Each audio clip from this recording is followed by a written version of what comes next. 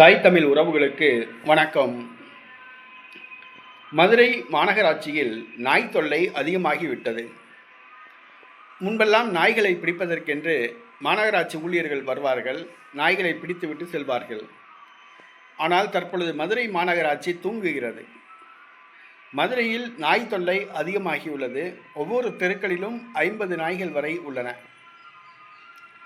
RDI தகவல் ஒன்று நேற்றைய தினம் தெரிவித்துள்ளது. அது அதிர்ச்சி அளிக்கக்கூடிய வகையில் உள்ளது. கடந்த 5 ஆண்டுகளில் மதுரை மாநகராட்சியில் நாய்க்கடியால் பாதிக்கப்பட்டு இறந்தவர்கள் எண்ணிக்கை 32 என்று கூறியுள்ளது.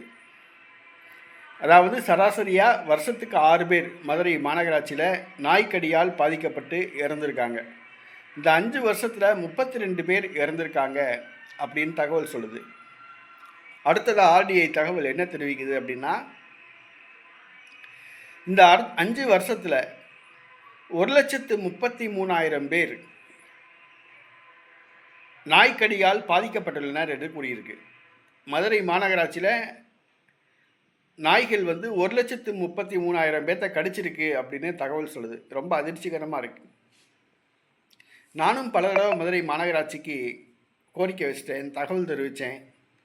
எங்கள் ஏரியாவில் மொத்தம் 5 தெரு இருக்குது. ஒரு தெருக்கு 50 நாய், 250 நாய் இருக்குது. வந்து பிடிச்சிட்டு போங்க அப்படின்னு சொல்கிறேன். மதுரை மாநகராட்சி ஒன்றுமே கண்டுக்கலை, தூங்குது. இதை போகிற போக்க பார்த்தா இந்த 5 வருஷத்தில் 32 பேர் இறந்தது, அடுத்த 5 வருஷத்தில் 100 பேர் ஆகும் கண்டிப்பாக. அடுத்த 5 வருஷத்தில் நாய்க்கடியால் பாதிக்கப்பட்டவர் எண்ணிக்கை 3 லட்சம் ஆகும் கண்டிப்பாக. ஏன்னா அந்த அளவுக்கு தெருநாய்களுடைய எண்ணிக்கை நீங்கள் மதுரை மாநகராட்சியில் பெருகிட்டு போகுது. ஆனால் மதுரை மாநகராட்சி தூங்குது. அதான் ரொம்ப வேதனையான விஷயம். மதுரை மாநகராட்சி ஒரு மேயர், பெண் மேயர் இந்திராணின்னு ஒருத்தவங்க இருக்காங்க. அவங்க என்ன செய்கிறாங்கன்னே தெரியல, என்ன வேலை பார்க்குறாங்கன்னே தெரியல.